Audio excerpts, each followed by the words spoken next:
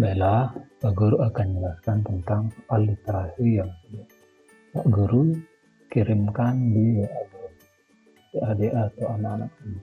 Yang pertama di sini ada sebuah wacana tentang laporan pengamatan percobaan es krim garam. Ini yang diperhatikan adalah bahan-bahan yang diperlukan, caranya seperti apa, kemudian catatannya apa, kemudian tipsnya apa. Baru setelah selesai kalian baca langsung ke soal yang pertama. Apa fungsi garam pada percobaan es krim tersebut? Nah, jawabannya ada di teks. Dia ada di sini, ya, di atas ini. Apa fungsi garam? Fungsi garam itu adalah untuk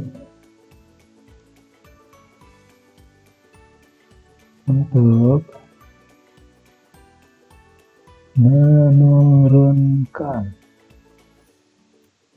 suhu es. Dan jawabannya yang pertanyaan kedua, apa saja bahan utama yang digunakan dalam percobaan es krim? Bahan utama, Pak Guru sudah sampaikan tadi, bahan-bahannya harus dilihat. Apa saja yang ada di sini? Ada susu cair centang, kemudian ada es batu, kemudian ada juga plastik besar, plastik kecil. Yang tidak ada hanya susu coklat. Lanjut ke soal nomor 3. Berdasarkan laporan pengamatan tersebut, pada langkah keberapa susu bisa atau berubah menjadi es krim? Ini dilihat di langkah-langkah yang satu, yang pertama, kedua, ya, ketiga, keempat, dan kelima. Nah, di sini kocok selama 5-10 menit. Yang kelima, es krim sudah siap dimakan. Berarti kalau langkah kelima es krim sudah dapat dimakan, berarti pada langkah keempat dia sudah menjadi es krim, ya. Lanjut soal ke nomor 4. Perhatikan pernyataan berikut berdasarkan laporan pengamatan es krim garam. Pilih benar atau salah. Ini sesuai dengan hasil catatan laporan yang di atas. Yang pertama, suhu es batu adalah 6 derajat Celcius. Ini benar, ya. Ada di atas.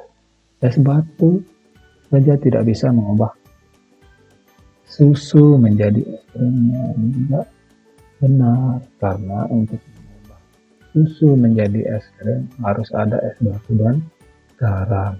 Garam menjadikan es batu lebih dingin sehingga susu bisa membeku, ya.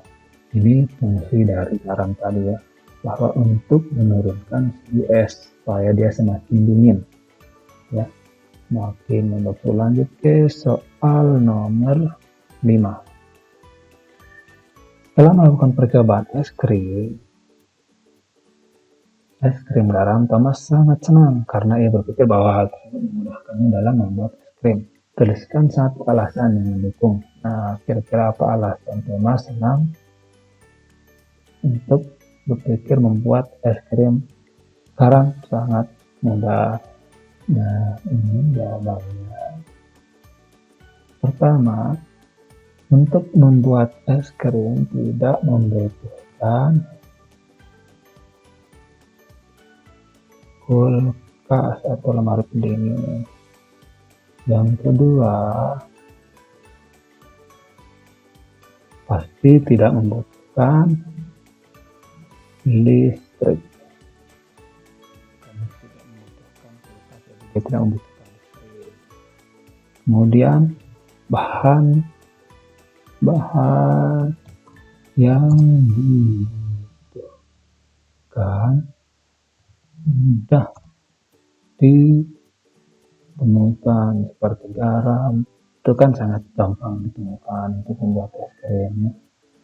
Lanjut ke pertanyaan berikut. Nah, ini ada sebuah wacana tentang ibu kota sepeda dunia. Ini adalah judulnya, ya. Judulnya adalah Kota Sepeda Dunia.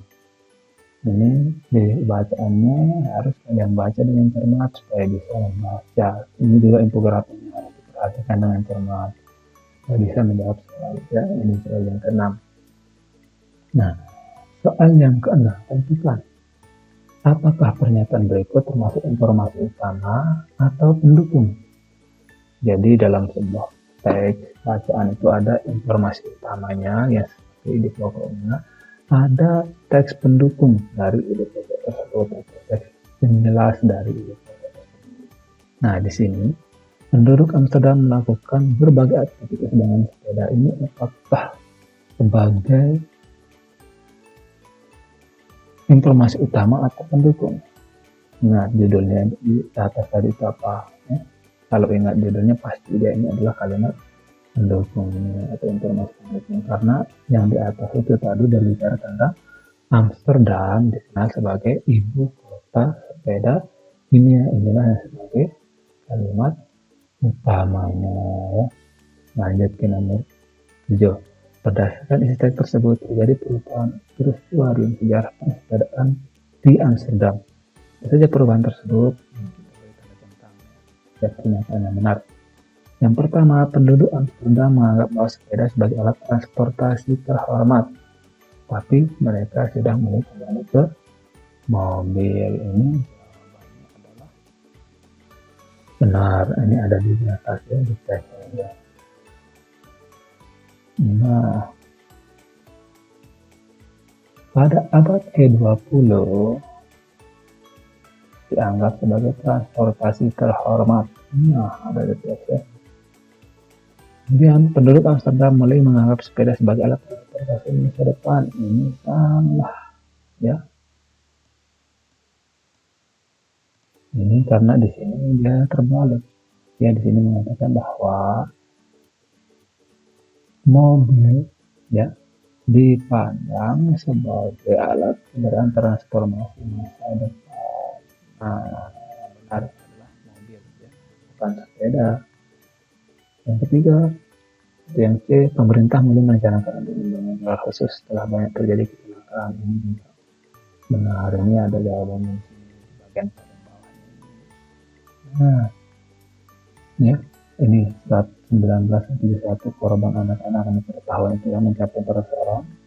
Nah, sehingga masyarakat bersama pemerintah ya merencanakan tata yang lebih seperti saat ini. Jadi dia merencanakan pembangunan khusus untuk sepeda. Lanjut soal ke-8. Tentukan benar atau salah pernyataan berikut. Yang pertama, sebagian besar sepeda yang tenggelam di kanal berhasil diambil. Ini adalah benar. Angka penjualan sepeda di kota Amsterdam tergolong rendah. Nah, kita cek apakah nomor 1 benar. Nah, ini adalah sepeda yang tenggelam. Dari 25.000 yang diangkat hanya 15.000, berarti sisanya tinggal 10.000, berarti bagian besar yang diambil ya. Kemudian angka penjualan sepeda sangat rendah. Oh, tidak, ternyata di sini angka penjualan sepeda di sini sangat tinggi, yaitu 1 juta per tahun ya. Lanjut ke soal nomor 9. Kita baca ini juga ada sebuah wacana tentang belajar mengelola uang. Nah, yang pertama, soal 9. Dion tidak memiliki tabungan karena tidak bijak dalam menggunakan uang jajannya. Apa saja tindakan bijak yang seharusnya dilakukan Dion dalam menggunakan uang jajannya? Itu tanda tentang pernyataan yang benar. Nah, bagaimana cara kita menggunakan uang jajan dengan baik supaya tidak habis kita gunakan? Yang pertama, sarapan pagi di rumah sebelum berangkat sekolah. Ini benar ya. Kalau sarapan dari rumah, nanti di sekolah bisa tidak belanja tapi tidak terlalu banyak. Saat istirahat makan ringan agar bisa dimakan dalam kelas. Ini jangan ya, pemborosan. Sudah banyak makan di rumah, lagi beli jajan di sekolah. Tidak merasa haus, cukup membeli air atau membawa air dari rumah saja. Nah, ini yang bagus, ini lebih baik bawa air minum dari rumah supaya uang jajan kalian bisa kalian tabung. soal ke-10. Kegiatan dilakukan pada situasi saat sedang berada di toko buku tidak sesuai dengan cara mengolah uang dengan bijak. Agar lebih sesuai dengan situasi dan kebutuhan, kegiatan yang dilakukan B sebaiknya diganti dengan titik-titik. Nah, ini taruhlah ini di Bandung ini dia tidak bisa mengolah keuangannya dengan baik. Sehingga apa yang harus dilakukan untuk bisa mengolah uang jajan itu? Apakah dia membeli pensil baru untuk menggantikan pensilnya yang sudah pendek, atau membeli buku yang sudah dia punya, membeli buku gambar karena bosan dengan buku gambarnya lama, atau membeli sampul dengan karakter yang lucu. Yang pertama ini adalah ini yang harus dilakukan ketika pensilnya sudah mau habis, harus beli pensil karena ini untuk mengganti pensil yang habis. Kalau membeli buku dongeng yang sudah pernah dibaca ya kurang bagus, sudah dibaca ngapain beli. Kemudian membeli buku gambar ya. Karena bosan dengan buku lama, kalau sudah punya buku gambar kalau belum habis ini kalau sudah habis. Ini juga jangan terlalu membeli buku karakter kesukaan itu yang menarik. Kalau banyak uang boleh, tapi kalau uang tidak cukup jangan. Ini jawabannya. Nah, ini saja dari Pak Guru ya. Semoga bisa dipahami oleh anak-anakku semua. Dan assalamualaikum warahmatullahi wabarakatuh.